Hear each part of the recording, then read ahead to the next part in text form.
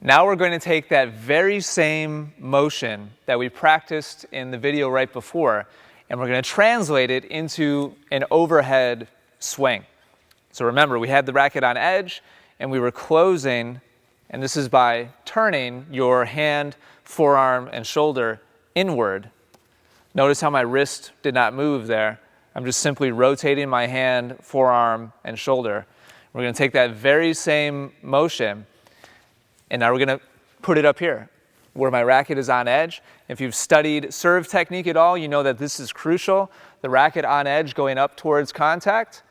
And then we're simply going to turn our hand, forearm, and shoulder to close the racket head. So from on edge to closed. On edge to closed.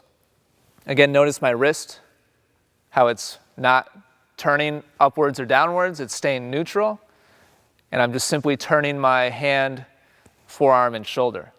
Now, you'll notice on the other side of the net, I've got this wall of baskets. A lot of times I've used a bench to do this.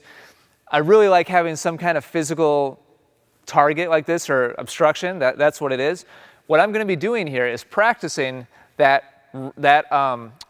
racket head snap motion. I'm going to be standing right up next to the net, just arm's length away from the net, and I'm going to hit a couple of shots that bounce in front of the baskets and bounce over the baskets. So what I don't want to do is hit a shot that goes through the baskets like this. That actually still bounced over. I don't want to go through the baskets like that. I don't want to hit the baskets. I don't want to hit underneath them.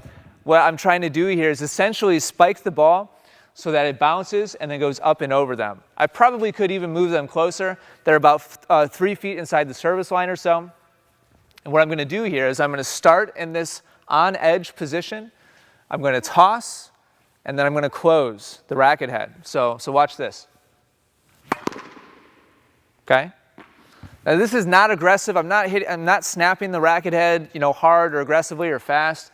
I'm just looking to get this motion of releasing the racket head and hitting squarely the top of the tennis ball. That's how this happens, is by hitting the top of the tennis ball. And hitting the top of the tennis ball doesn't happen by doing this kind of motion and pushing the ball forwards. We're going to talk about why that's really important in the next video. But for right now, we're just getting a good feel of hitting the top of the ball. And eventually you want to accelerate this. Notice I'm not coming across my body. I'm not finishing in like a traditional overhead or serve kind of follow through. I'm just kind of abbreviating this and just getting a feel for that racket head release.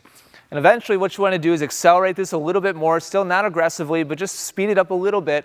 You should remain very, very loose and relaxed in your shoulder, your forearm, your hand, your wrist, and try to hit a shot that bounces inside those baskets, bounces over the baskets, and then hits the back fence or hits the back curtain.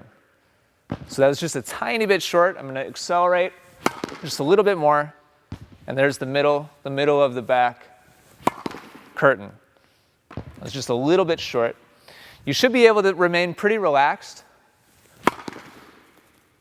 not really have to go for a full follow through, and still get it to just kind of get to that back fence. So we've gone from very, very simple, just getting a feel for the release, now starting to get a little bit more aggressive with it, but still not very much, still pretty loose and relaxed, and just getting a feel for what this is like from an overhead position. In the final video, the one after this, we're going to go for a full swing, and you'll see what will happen then.